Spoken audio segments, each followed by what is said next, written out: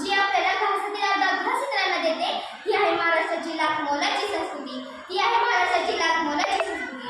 म्हणून आज मी की एज्युकेशन बाल विकास मंदिर आणि ज्युनियर कॉलेज कुणवडी या शाळेतील इयत्ता 7वीची विद्यार्थी इशिता उपस्थित सर्व श्रोत्यांना कधी मनपूर्वक नमस्कार.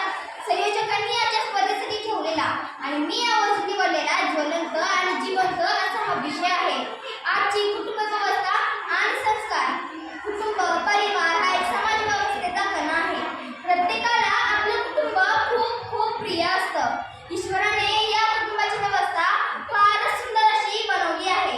आई वडिलांशिवाय कुटुंब पूर्ण होणे केवळ अशक्यच आहे, कारण संस्काराचं बालपण होतीतूनच आपल्याला मिळत असतं. आई वडील हेच प्रथम दैवत असतात आणि तेच आपल्याला संस्काराचं बालपण पाजत असतात. आपल्या भारतीय संस्कृतीच्या प्रेमात आपण पाश्चात्य संस्कृतीने पडावं अशी ही भारतीय संस्कृती आणि या भारतीय संस्कृतीमध्ये मातृत्वासाठी विवाह ही एक अत्यंत आदर्श पद्धत म्हणून ओळखली जाते. लग्नापूर्वी आणि लग्नानंतर नवऱ्या मुलाच्या आणि त्यांच्या घरच्यांच्या नवरी मुलीकडून फार फार अपेक्षा असतात. त्या सर्व अपेक्षांच्या पूर्णत्वास उतरून ही नववधू घरात प्रवेश करते आणि तिथून पुढे घरामध्ये जसा लक्ष्मीचा वास येतो तसं ती आपल्या कुटुंबाची जबाबदारी संपूर्णपणे सांभाळण्यासाठी समर्थ राहते. आई वडील, आजी आजोबा, बहीण भाऊ असा हा परिवार जेव्हा एकत्रित येतो ना, तेव्हा त्या परिवारास परिपूर्ण परिवार असे म्हणतात.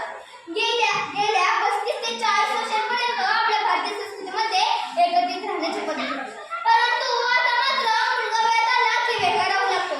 एकत्रित राहणे ही त्या भारतीय संस्कृतीत तरी मागासलेपणाचे मानले जाते. आणि हो बरं का, आणि हो, या घाणेरड्या पाश्चात्य संस्कृतीने आपल्या संस्कृतीमध्ये घुसल्याने आपले समाज जीवन देखील नसले आहे. हो, आता भावने देखील वेगवेगळ्या उलटपुलट होऊ लागले आहे. वृद्ध आई-वडिलांना वेगळी राहण्याची पायरी लागली आहे.